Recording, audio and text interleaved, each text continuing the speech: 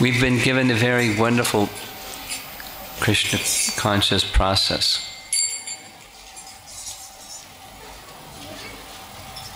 Kirtan, Harikatha, Krishna Prasadam, Vaishnav Seva, the Holy Dham, deity forms, and we're still distracted.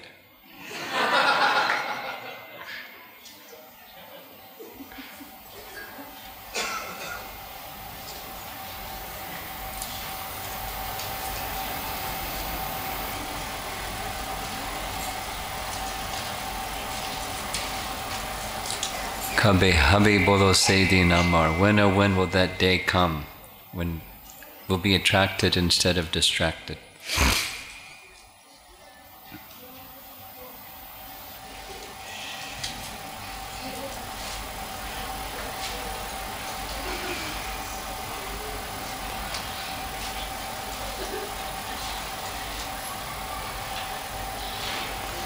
Who was scheduled, Shatarupa?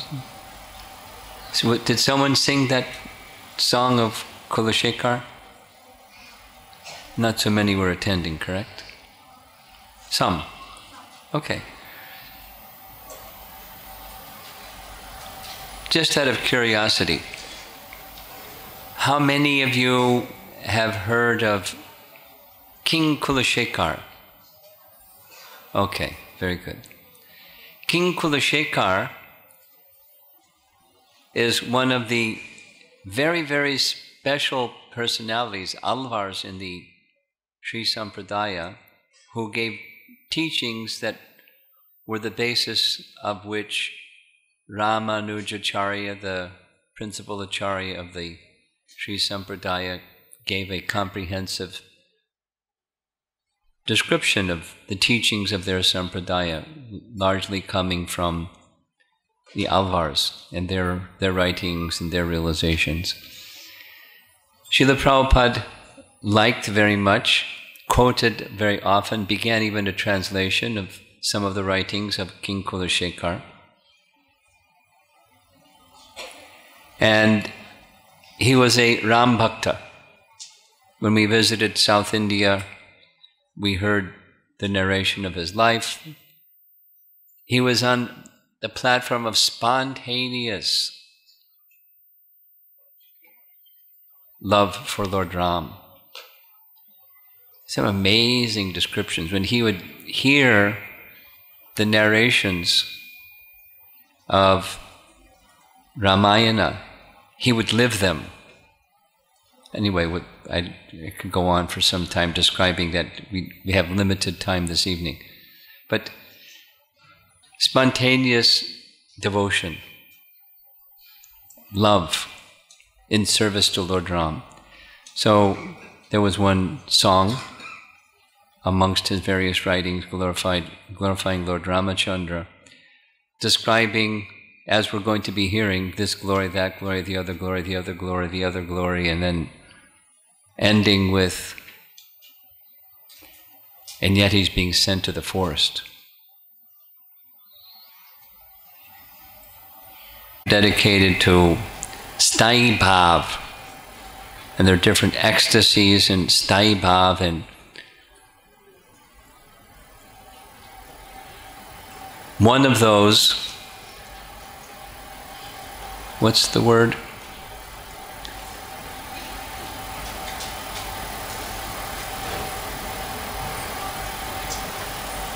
Shamkund? What's the word? Huh? I don't recollect now. The word that describes the mood that Lord Ram is the presiding deity of. Tribulation, great difficulty, feelings that go along with that steady ecstasy.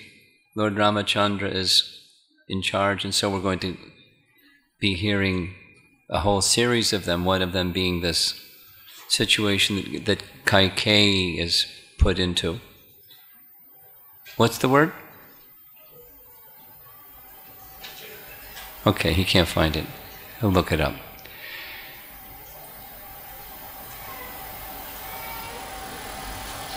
I mentioned the very beginning of our description, and I've been trying now and again to point out certain lessons. And one of the lessons of the section that we're going to be discussing this evening is the consequence of bad association.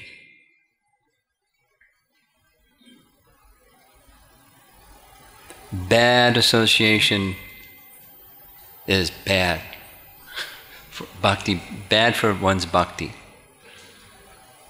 We heard this morning that when Sita came to Ayodhya, Kaikeyi built a palace of gold for Sita, not for his son's wife, but for Ram's wife. In one sense, she loved Ram. Dasarath, when Kaikeyi hatches her plan, one of the things that Dasarath said was, "Haven't you said many times that although it's completely natural that a mother has affection, special above all affection for her own son, I find that I have even more affection for Ram than for my own son. Didn't you say that so many times, Kaikeyi?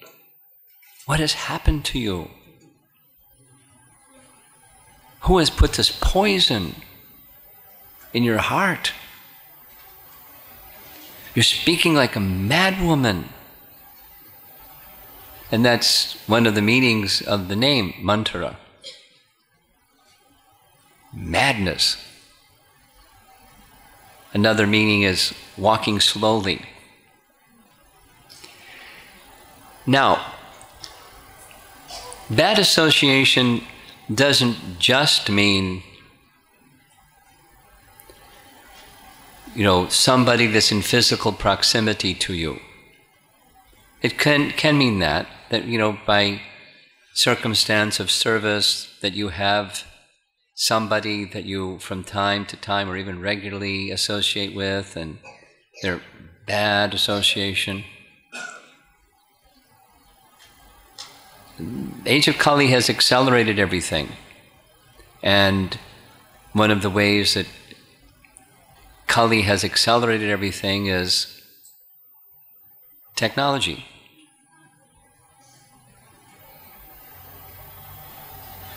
Technology has accelerated degradation and opportunities for bad association. I remember attending a lecture. There's a lot to cover this evening, but I decided I'm going to do this more instead of this, the stories. Sridhar Swami, one of my godbrothers, was residing in New York for a number of years. He was the main fundraiser for Juhu and helped build the Juhu temple, and Prabhupada gave him sannyas, and very elevated Vaishnava. I remember attending a class that he gave in New York, and he was giving some chronology of how many centuries and different invading forces came into India trying to destroy the culture of India in order to rule India, but they were unsuccessful. But within a short period of time, he gave the examples and years and this and that, but within a short period of time, his words were, 5-star TV has done it. I remember walking, young brahmachari, visiting Vrindavan, visiting the temples of Vrindavan, and one of the temples you have to go to, Radha Damodar temple, you have to go through Loy Bazaar, and you walk through Loy Bazaar, and there's all these shops and people shopping at the shops, and one of those shops, there were 50 people crowded around one shop. And I was wondering, what is it that's got 50 people crowded around those little tiny shop, little tiny space, 50 people. And way back in the corner was a television screen about that big. And they were all watching something on television. in Vrindavan.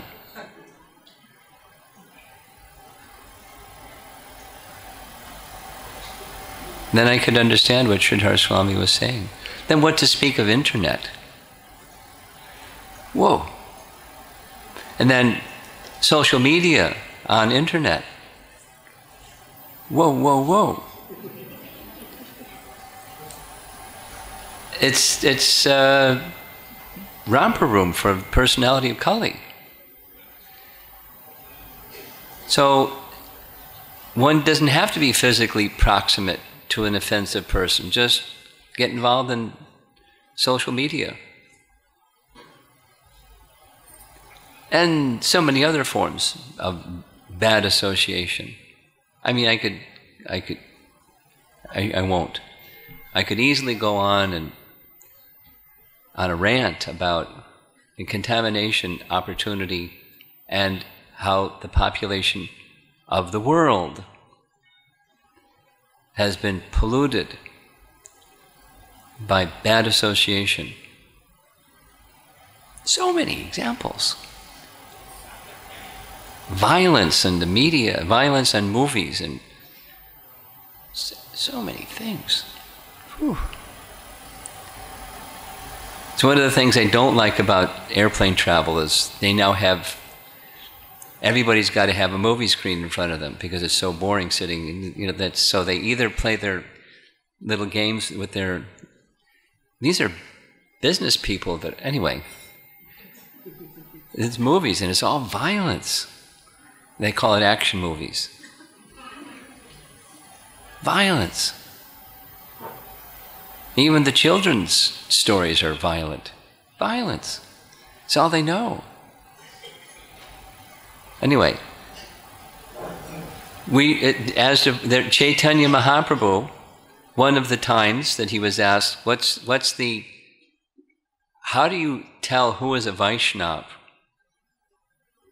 And his answer was, Asat Sangha Tyaga, a Vaishnava achar. This is the outstanding achar, characteristic or quality, behavior of a Vaishnava, and that is giving up bad association. Asat Sangha, association with unwholesome people. And mantra is the personification of unwholesomeness.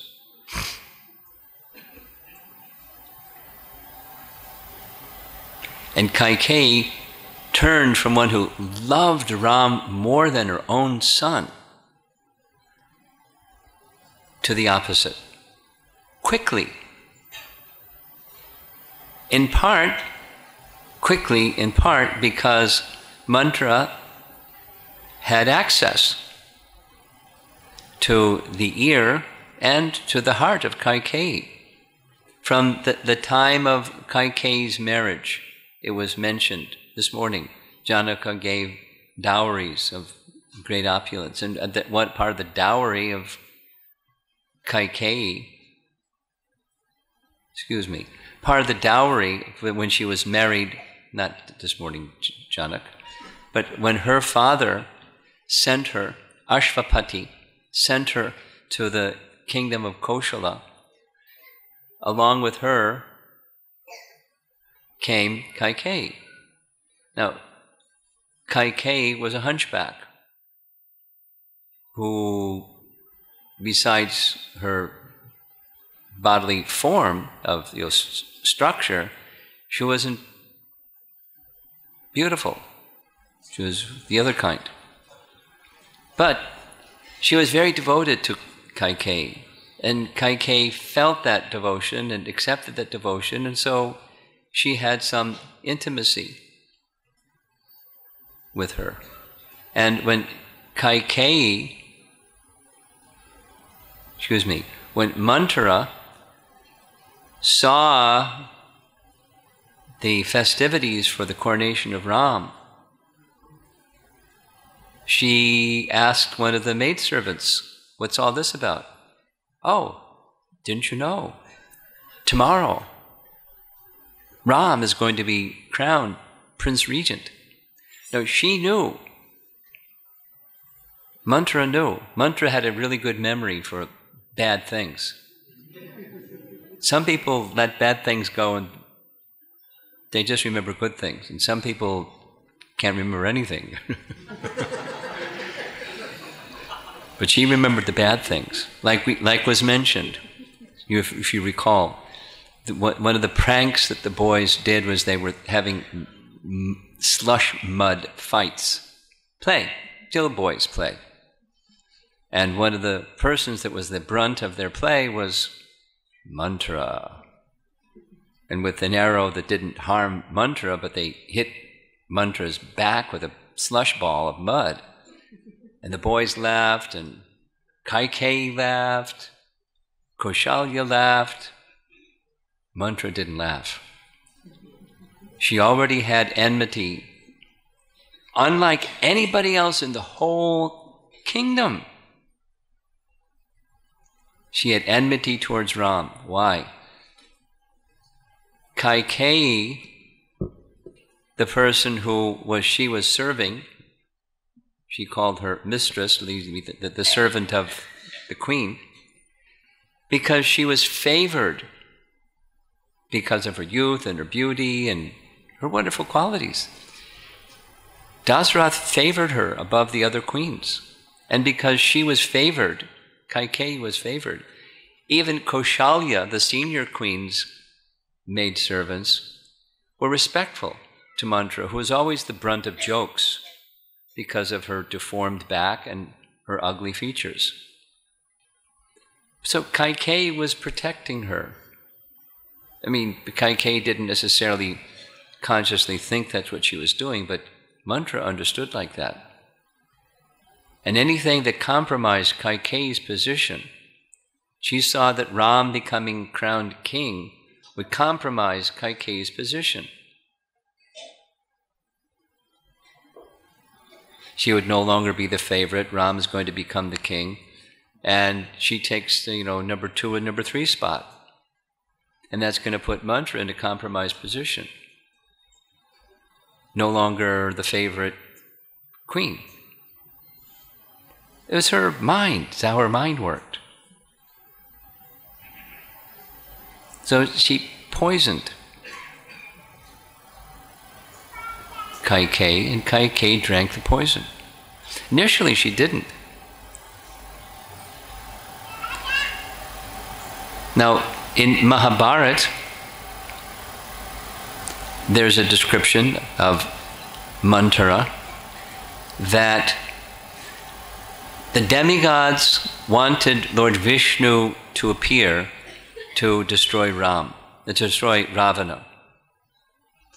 So Vishnu appeared. He agreed to appear. He appeared as Ram, and they knew it. The demigods knew it. But they also knew that Ram might be having too much fun. So much happiness in his association with everybody that loved him so much that he might forget or postpone destroying Ravana. And Ravana had to be destroyed, and there was only one person that could do it. Lord Vishnu, in the form of a human being, that was the solution. So Lord Vishnu took birth as if a human being, and Mantra was a Apsara, according to Mahabharata, who was sent by the demigods to take birth on earth and make sure that Ram didn't get distracted. So she was fulfilling their mission. That's Mahabharata. There's other references that say that she was an incarnation in Dwapara Yuga of the wife of the personality of Kali. Now, according to the drama that was written by Bhaktivinoda Thakur, which Prabhupada then explained about the drama to Hayagriva and had him write it as a play, as a drama, that Kali's wife, his consort, was Sin. That was mantra. And according to this reference, in Dwapara Yuga, he manifested, or mantra, this same personality, manifested within Duryodhana. And in Kali was the wife of Kali. You know, making disturbance, making dissension, causing enmity between one and another. So, the lesson, avoid bad association. And one of the ways to avoid bad association is what you hear. There's instructions, what to do, what not to do, what to hear, what not to hear. We're going to hear some of the glories of Lord Ramachandra as Dasarath recites them. And one of them, that's one of his glories, is he would never hear such talk. He'd never hear Gramya Katha or talk amongst people in general, worldly topics. Devotees should avoid those things. And if the conversation starts to move in the direction of criticism of a Vaishnava, we need to have some protocol built, hardwired into our system, how to deal with that. We don't hear it. And if you allow yourself to hear it, something happens. You start to see, even you don't know if it's true, likely it's not true, because how many things have been said about somebody that's just not true? Lots of things. But then you start to look at that person in a different way. Maybe it's true. Maybe there's something, where there's smoke, there's fire, right? Maybe it's not completely true, but there's got to be something. So it's very contaminating. Now, one of the glories of Ram, just the opposite. We'll hear. So that's a practical lesson from all of this. And we're already at 6:25, so. Our discussion with the return of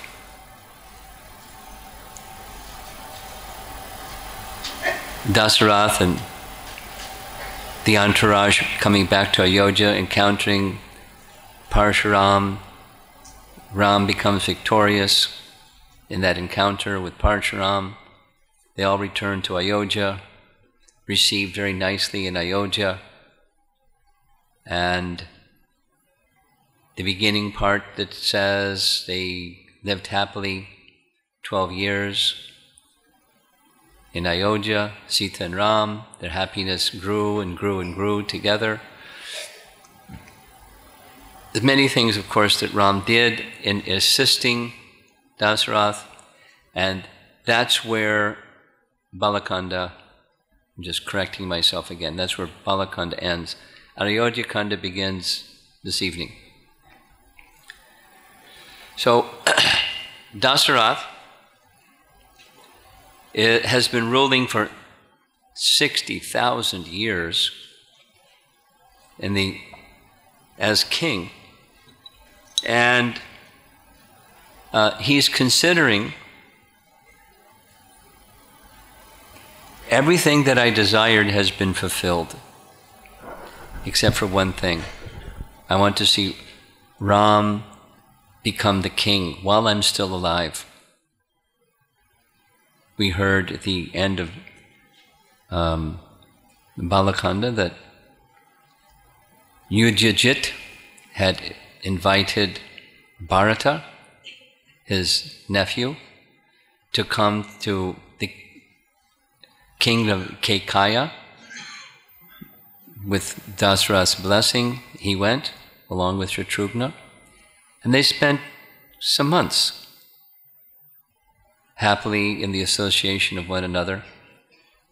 All the while happy with his family members, relatives, Bharata was thinking of Ayodhya and Dasarath and Ram and those who he loved so much.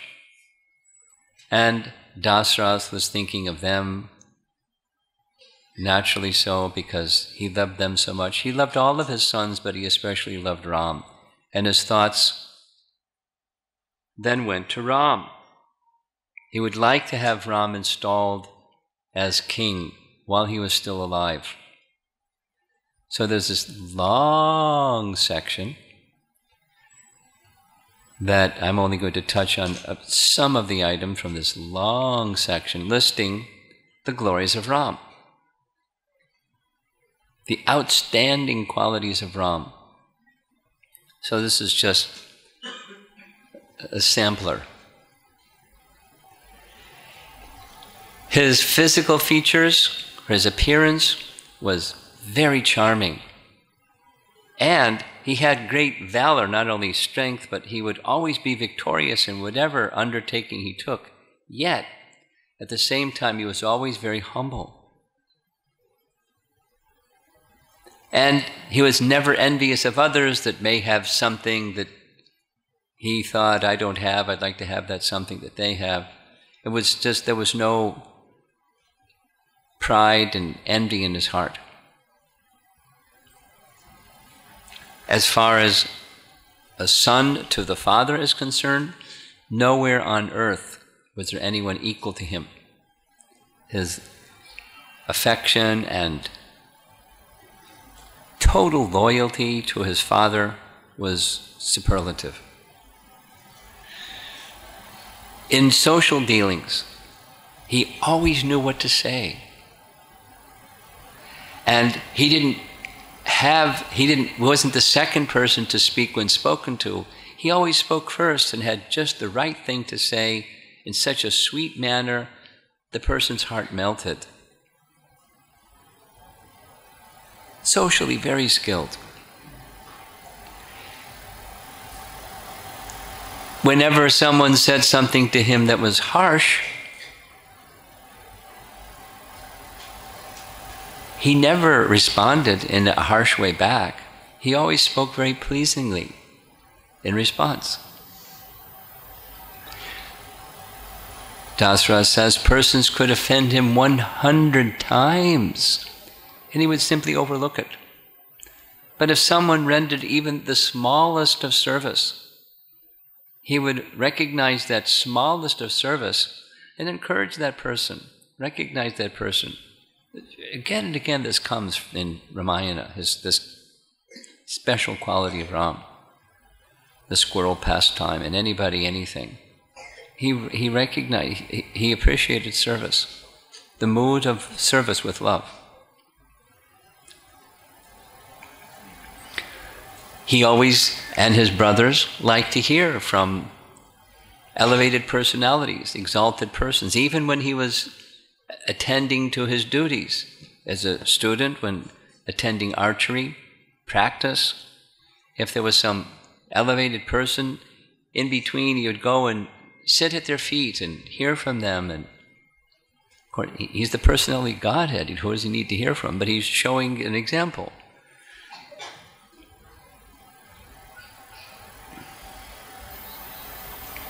He never spoke a lie.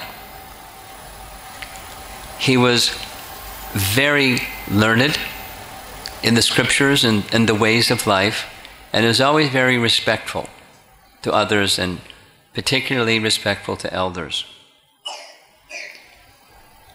He loved the citizens very much. He treated the citizens like his own family, and they loved him very much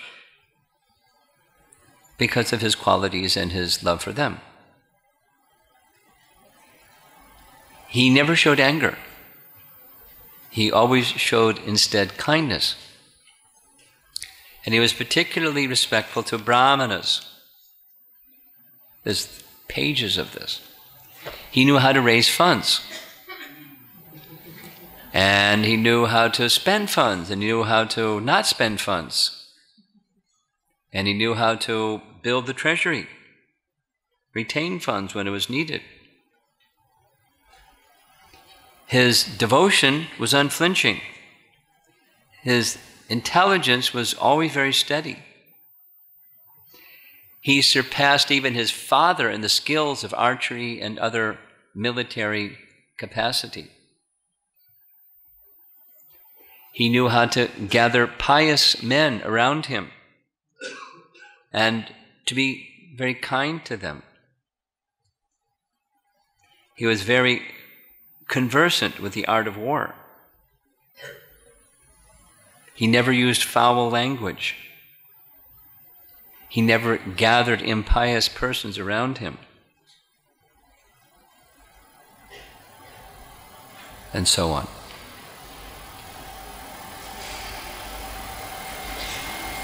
This is Dasarath contemplating the wonderful qualities of his son that endeared his son so much to him and to all the people, and he was then very seriously contemplating when, not if, but when, to install him as the Prince Regent. Prince Regent means it's already by ceremony determined when Dasarath leaves either the kingdom to go to the forest or leaves his body or whatever, he'll become the king. It's done. It's a done deal. He'll become the king. Not yet the king, but he'll become the king. It's already done. So he wanted to do that.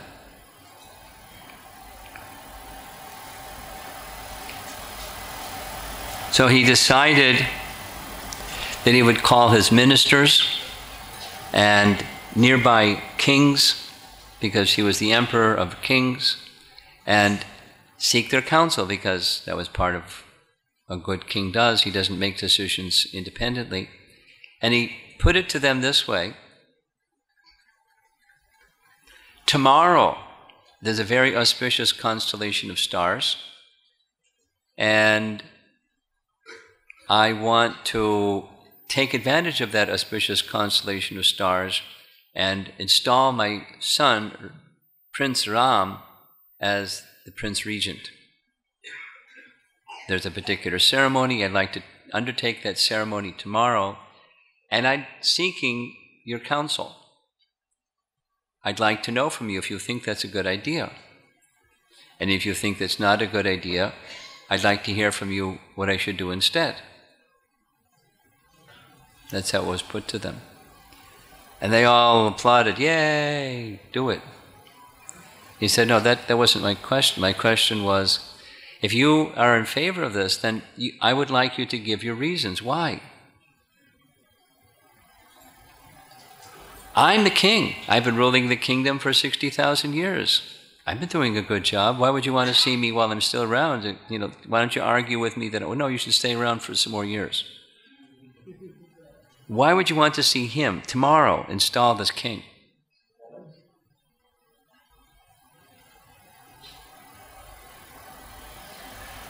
He wanted to hear Ram glorified in this public assembly. So pages and pages and pages of the glories of Ram, from the ministers, from the kings, from the sages, the qualified brahmanas. And some of the glories that they speak about point to he had deep concern for the welfare of everyone. And everyone knew it, everyone felt it. Some of the examples, when he would be out in returning from some expedition, riding on an elephant. Now, remember, he's still young. Oh, yeah. In this section, Dasarath says, Ram is now 27. So we heard the other day that Sita said when Ram was asked to go to the forest, he was 25. It's in the same Valmiki Ramayana. So let's say he's 27. They were married for 12 years. So when he was married, he was 15. And Sita was 7 years younger. She was 8 instead of 5. And Urmila was her younger sister. So she was 7. And for 1 year, there was this big battle with the king that wanted Sita to be his wife, so then you reduce it by another one. Anyway, you figure it out.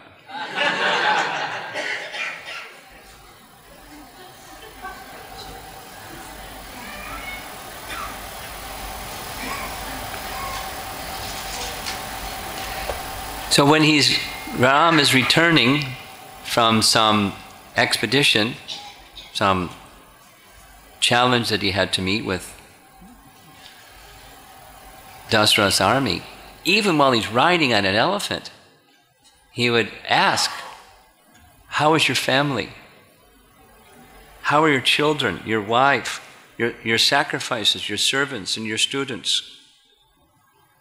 As if these persons were his own children and his own family members. All the citizens felt like that. The brahmanas, he would ask, are your students and disciples attending properly to your needs and hearing from you in the proper manner? He would ask the rulers, subordinate rulers of Dasarath, are you protected by guards wearing armor? Are you safe and protected in your situation? And on and on and on and on and on. Your son is intent on pouring protection and care and affection to all the citizens. He's fully qualified. And on and on. And so Dasarath is very happy. He says, then, with your approval, Vashishta and Vamana, please begin the arrangements for the yajna to commence tomorrow.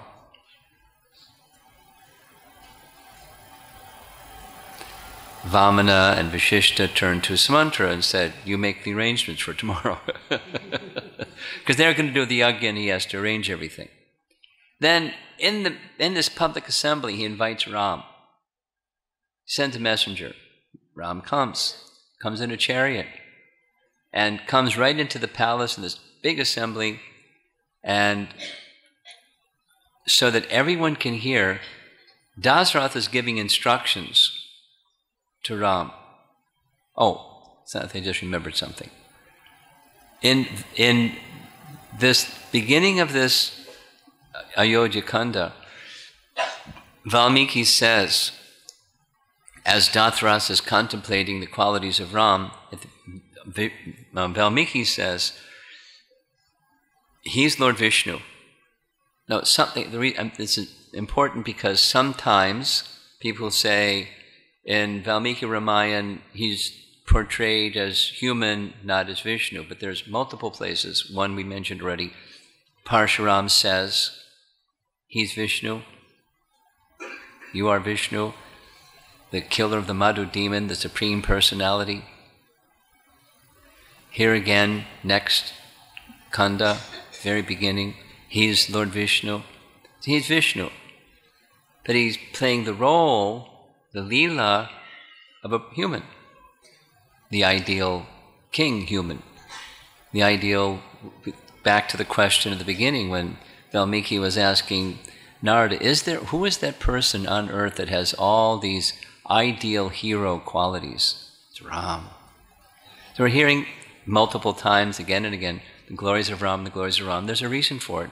To love him, to take shelter of him, to feel protected by him, to feel secure in his association.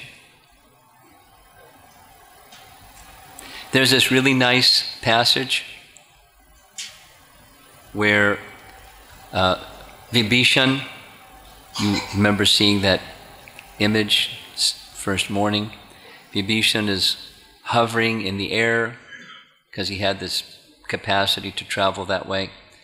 Behind him, the four ministers, and then standing at the southern tip of India, there's Ram, there's Lakshman, there's Sugriva, there's Hanuman, and Jambavan. And Sugriva, Vibhishan has asked for shelter. There's details. he's greeted by Sugriva. Sugriva says, he doesn't go directly to Ram, he says, could you carry the message to Ram and ask him if he'll accept me as his devotee? Sugriva comes with his caution, I don't trust him. He's been with Ram, he's Ravan, he's Ravana's brother, he's got some other motive, and everyone's consulted, except for Hanuman. They all said, be cautious, or don't do it, or send him back, or, we don't trust him, watch him for some time. Hanuman dismisses all of them, specifically one by one, and says, even if he has some other motive, he's taken shelter of Ram. And Ram is supreme, pure, and powerful. He can take care of someone that has some other motive. Ram will accept him. He should be accepted. Then Ram speaks. He's asking his ministers and advisors, then he speaks. Please understand a very famous quote from Valmiki Ramayana. Please understand this very clearly. Hear it very carefully and clearly. Anyone who even once says that they take shelter of me, from that day forward, I consider them mine, and I will give them protection. It's Ram. It's the person that we're hearing about. It's his nature.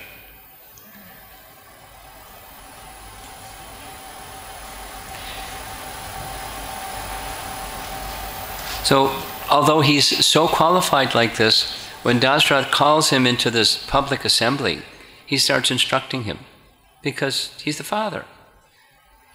He's a father that has over-the-top feelings of love for his son, yet he's instructing him, because that's what fathers are to do.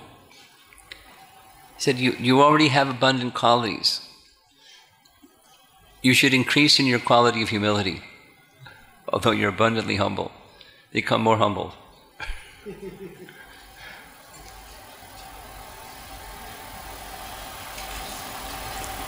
Maintain your mind and senses, always under control. These are qualities he's already said that he has, but he's instructing him, because Ram is obedient to the instructions of his father, so he's instructing him.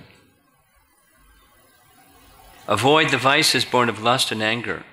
Rule by the direct and indirect methods. Please your ministers and other officials and all the citizens, increasing the wealth in the treasury and the supplies in the armory.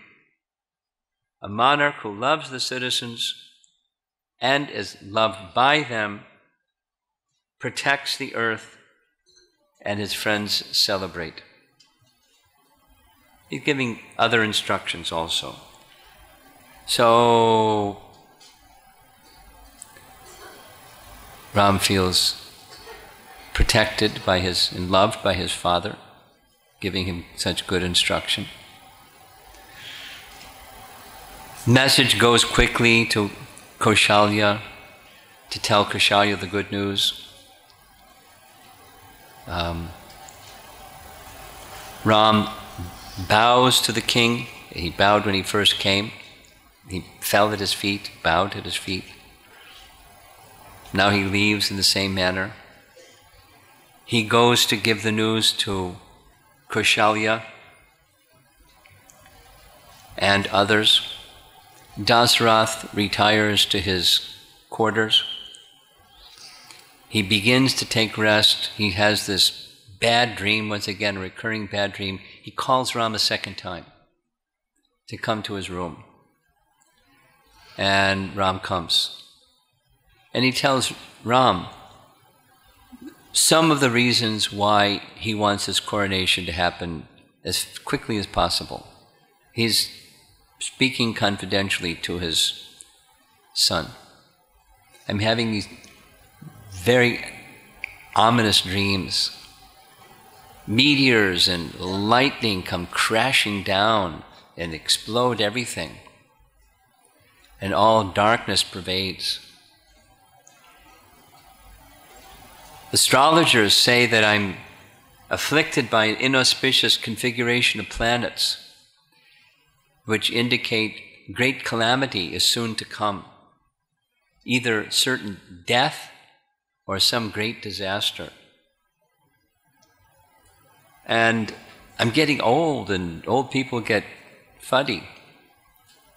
And before that happens, I want this to happen. I want to see you crowned as king. And he then, this is where he reveals, I didn't invite Bharata to come.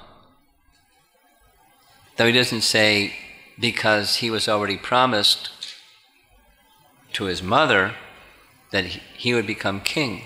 But if he was here, who knows? The mind is fickle. The minds of men can be very quick to change.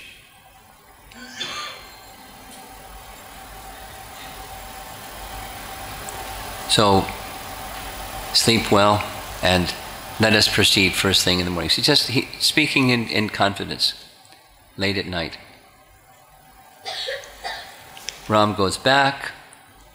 Ram breaks the news to Sita. Vishishta comes with an explanation of what fasting he should observe and details of how he should conduct himself for the rest of the evening and in the early morning and so forth. Ram's very grateful, Sita's very grateful. Ram follows the instructions, details, and he follows the instructions. Next morning, early in the morning, Manthara is up on the roof and of the palace, and she sees all these arrangements going on. And she asks what's going on, and she's told, and she comes running down to the private chamber of Kaikeyi. Get up! Get up, you fool!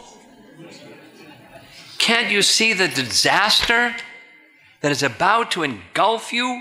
You are so deluded by your husband's sweet words that you do not realize what is happening before your eyes. Kaikeyi doesn't know what's going on. And she innocently says, I see no fault, and I think it's wonderful. So Manthara flies into a rage. Now, it's 10 minutes before our closing time. I like to keep our schedule. I was thinking this ahead of time. There's to cover all this in detail from the Valmiki Ramayana, it's like 18 pages. And so what I wanted to do is just cover Krishna Dharma's writing, maybe encourage you when you go back to your place to read Krishna Dharma's rendering. It's a combination of Valmiki Ramayana and the Adhyatma Ramayana. But his writing skill is very good, and he's, capsulized it so it's a little shorter than 18 pages. So I'd like to just read, because there's the flow of the back and forth. It shows that, like, the turning points and how through sound vibration Kaikeyi's love for Ram gets transformed into the opposite. It gets destroyed, it gets poisoned. And the poison giver is Manthara. Kaikeyi smiled. She loved Ram as much as her own dear son. While Ram, for his part, looked upon Kaikeyi as being equal to his own mother, Kaushalya. She felt a surge of joy upon hearing Manthara's report. She could not understand why Manthara was disturbed. Why was she so vehement? If anyone else had spoken about Dasarath and Ram in such a way, she would have had them punished. But Kaikeyi was accustomed to her servant's sullen temperament. She felt that there was no malice in Manthara, despite her often angry expressions. Taking a necklace, a brilliant diamond set in gold, Kaikeyi handed it to her servant and said, "My dear Dhatri, this is surely the best news you have ever brought me. My heart swells with pleasure at hearing your words, which seem to me like nectar. I wish to reward you. Take this gift and tell me if there's anything else I can do for you." However, this only served to further enrage Mantra. Having mastered the art of seductive speech, Mantra then spoke to Kaikeyi in a way that will eventually cause her to doubt her husband, feel dejection, and allow a feeling of estrangement for Ram to enter her heart. Here comes the poison. Mantra threw down the necklace and began rebuking Kaikeyi. This is no occasion for joy, foolish lady. What strange frame of mind has seized you? An ocean of grief threatens to overwhelm you, and yet you stand here smiling? Your stepbrother, your stepson, Ram, will become king, while your own son, Bharata, is left aside. Bharata's claim to the throne is the same as Ram's. She knows the pledge that Dasarath gave to her father. And thus Ram will see him as an enemy.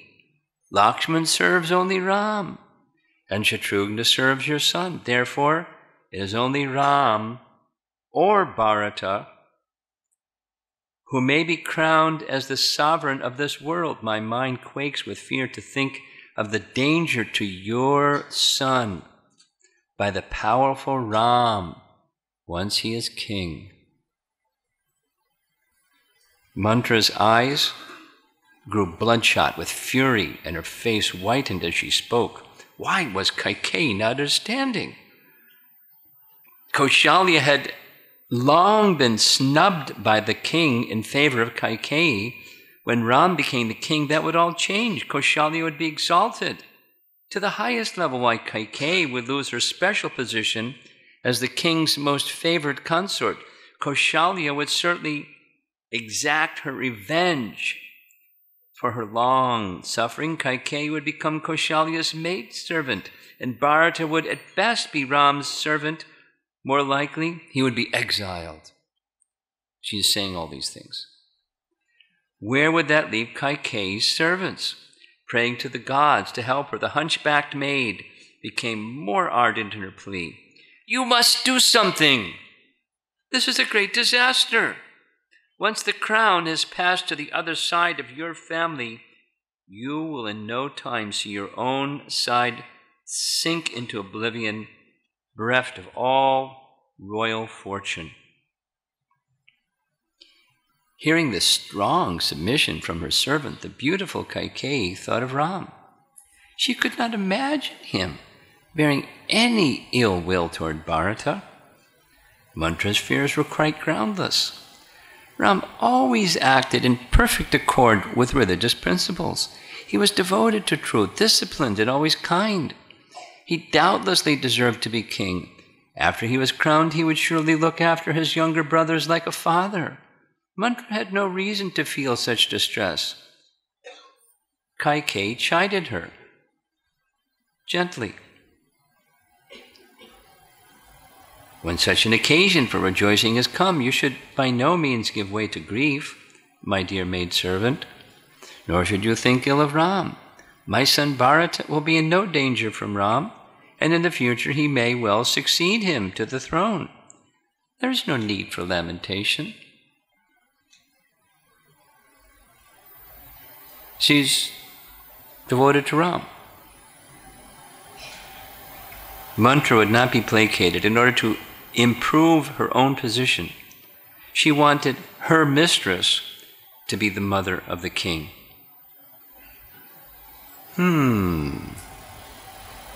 Just like Dhritarashtra wanted his sons to become the king.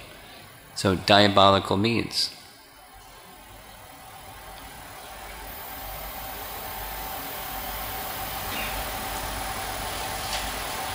Blinded by her own greed and envy, Mantra considered the emperor to be acting from similar motivations.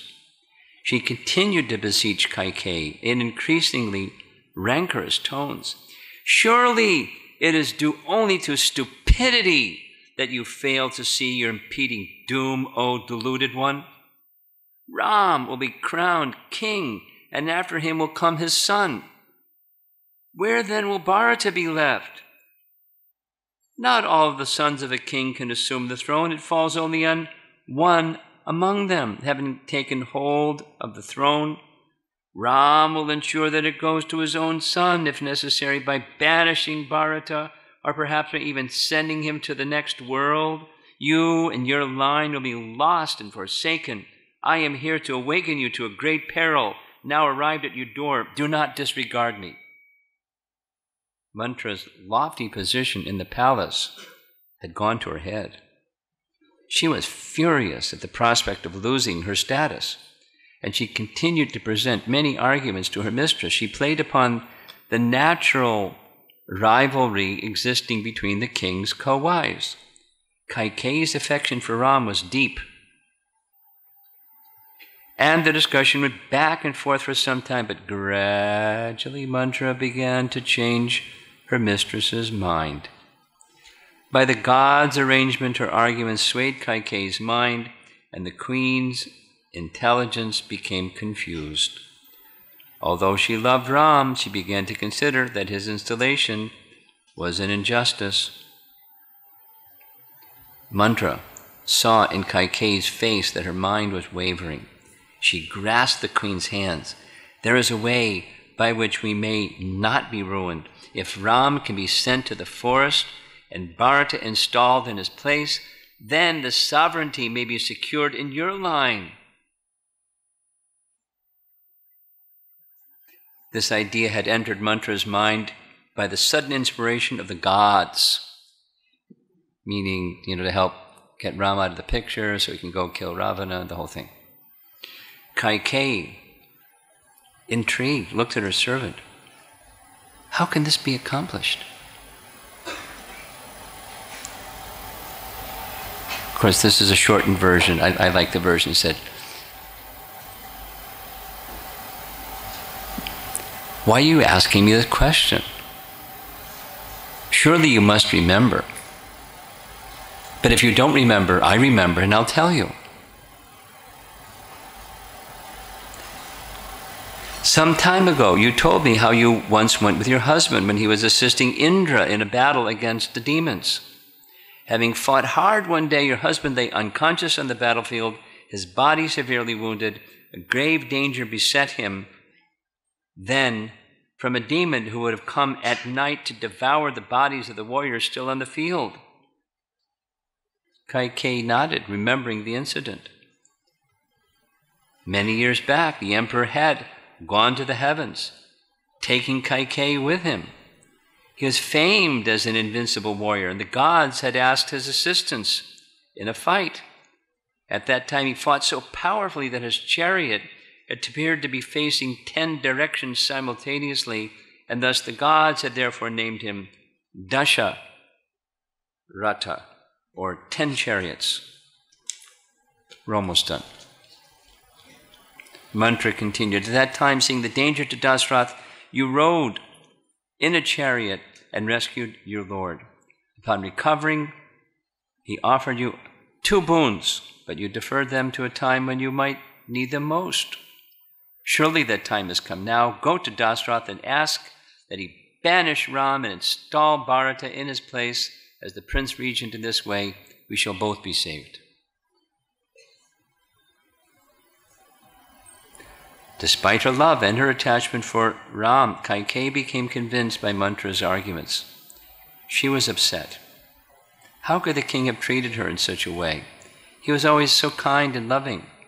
Was all that just a show to win her favor? She began to feel angry. Now there's other things that are said that, she was stubborn. She didn't know the ways of the world, so she couldn't understand, if I do this, then there's consequences over there. She didn't have the capacity to think in those ways. Mantra was manipulating and manipulating and manipulating, and so as the story unfolds, Kaikeyi becomes convinced. Mantra rehearses again and again, and again and again, and again and again, and your resolve must be strong. When Dasarath comes, don't yield don't even speak. He'll appeal to you this way and cry, and he'll insult, and he'll do so many things. Don't budge. Insist. So he, the coach took care of Kaikeyi, Coach Manthara, preparing her for this wicked deed that later considered totally sinful. In Vedic culture, to banish someone to the forest, they had to have done most heinous thing, just like we heard when Asamanjasa,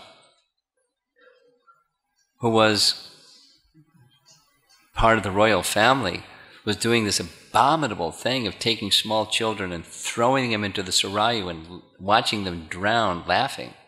And he would do it again and again. He was banished. So for Ram to be banished when he did nothing, it's not to be done. It's sinful. Her desire was sinful,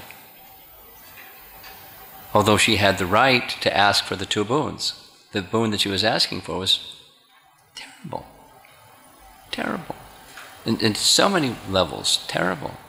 But she lost it with fear instilled and animosity instilled by the bad association personality, Manthara. In the context of Valmiki Ramayana and Mahabharata, there was a purpose to it all, which later on Ram acknowledges. This is providence. How can something like this happen? There's no good explanation for it, other than it's providential. And so, Lakshman, let us just accept it's providential. Don't place the blame on this one, that one, the other one. It's just meant to be. So let's just accept it.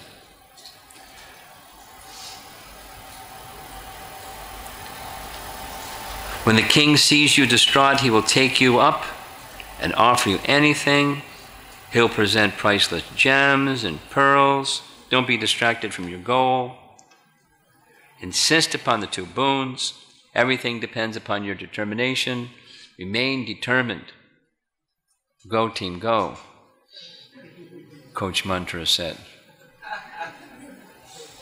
Let's do it again. And she did it again, and then she did it again, and she rehearsed her again. Go into the sulking room. Make your hair disheveled and throw your jewels and ornaments on the floor and cry and lie there distressed and do as I say. With her ornaments scattered and her garland crushed, Kaikeyi lay on the beautiful mosaic floor, appearing like a goddess fallen from the heavens, her face dark with rage. She tossed about and sobbed. So that covers our topics for this evening. Bad association. There's other things. Commonly it is said that pride can destroy everything good. I've repeated that probably 500 times. Pride can destroy everything good. Bad association similarly has that power.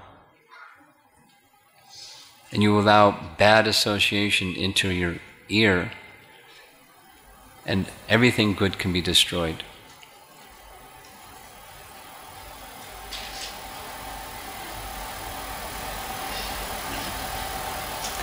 In terms of the plan of the Lord, it's all part of the plan of the Lord, all is well. In terms of lessons to be learned, bad association is to be avoided vigilantly. If we want to make our way to the place of shelter of the Supreme Personality of Godhead, bad association is to be avoided.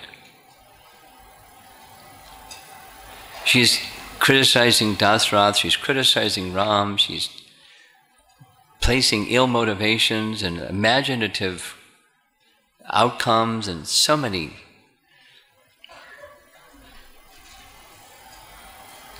to get what she wants. The end justifies the means. I want my position secure. And this is the way to get it.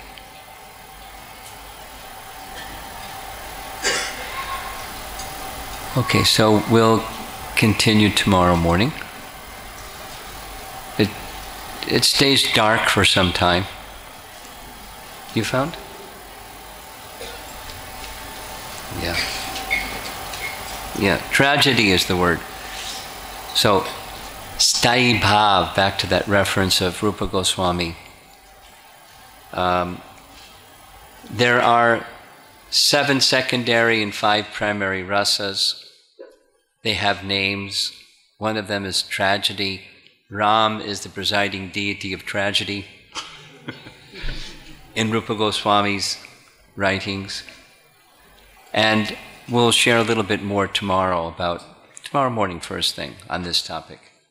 That which may look like tragedy, according to our great acharyas, it's actually an opportunity to come closer to the position of shelter. You know that common saying, adversity can be opportunity. But in terms of rasa, everything depends, let's just do this. Everything depends upon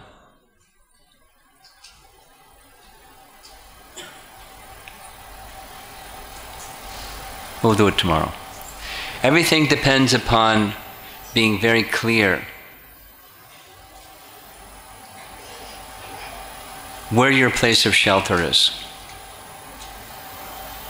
And if you're very clear where your place of shelter is, then this tragedy or very difficult circumstance is something that one can pass through as an opportunity to feel more intensely the shelter.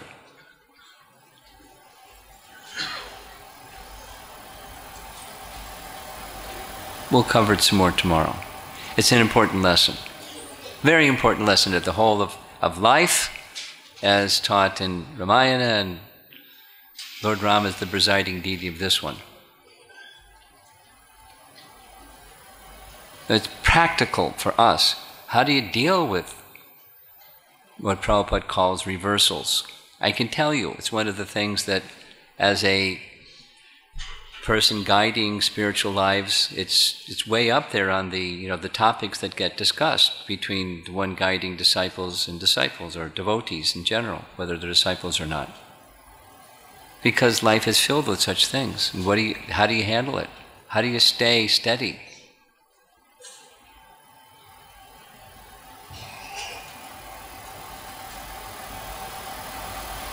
It's one of the qualifications that highlights the quality of Bharata.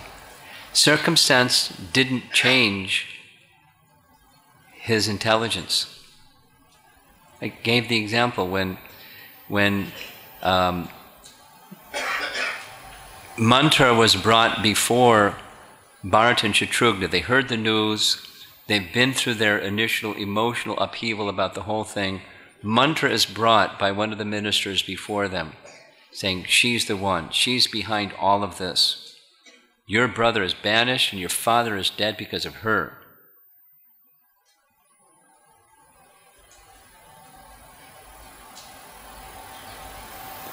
Shatrughna starts to beat her.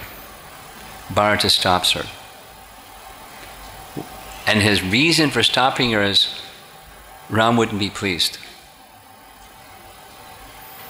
She may be deserving punishment, but not like this. Ram wouldn't be pleased, so we can't do it this way. She'll get her punishment in some other way, but not this way, because Ram wouldn't be pleased. Intelligence needs to be guided. There's something behind intelligence, what drives intelligence. It's where your values are, what's really important to you, where your shelter is, what your goal of life is. If those things are ill-defined, you can blow around like a leaf in the wind. Doesn't even take adversity. Just a little wind and These are realities. These are practical lessons for our lives in a world that's very flickering, temporary, transient, up and down and sideways and all around and upside down. And we've all experienced all of those things, sometimes more intensely than at other times. How do you stay steady? How do you deal with it? So I'm saying in principle, it's knowing where your place of shelter is and striving to take shelter of that place of shelter.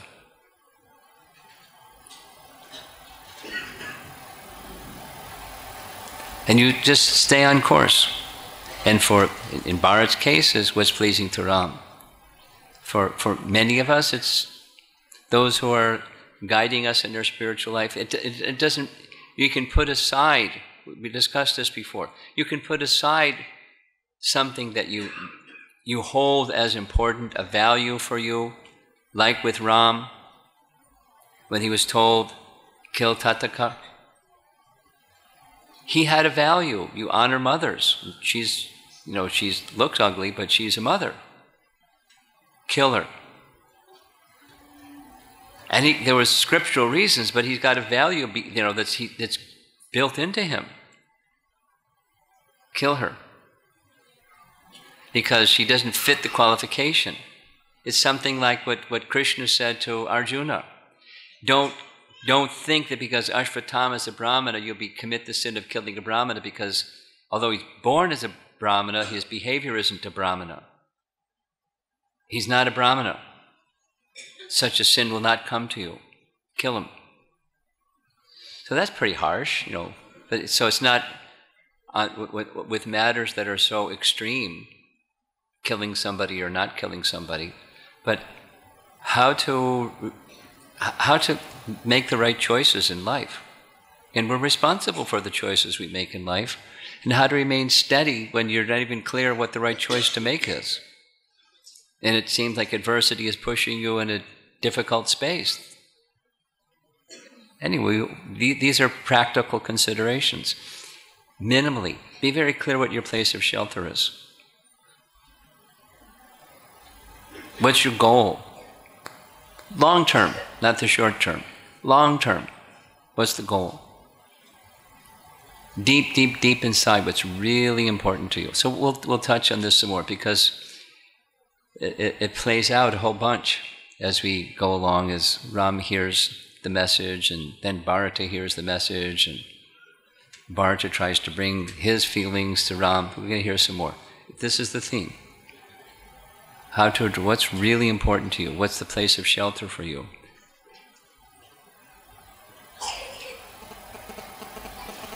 Not just because somebody says it should be. What is it? And if to a degree there's mixed shelter in the asat, good luck. Because you'll get blown around by circumstances that are taxing and difficult. No shelter. Be clear what your place of shelter is, and strive to go to that place of shelter. Each circumstance that comes your way, each decision that you have to make, each important action that you take in your life, these are very practical lessons. The story is fantastic. Very practical lessons the Supreme Lord is giving us.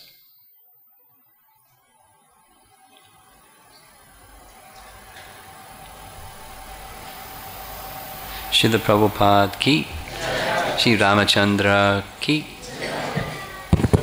Swami Maharaj ki.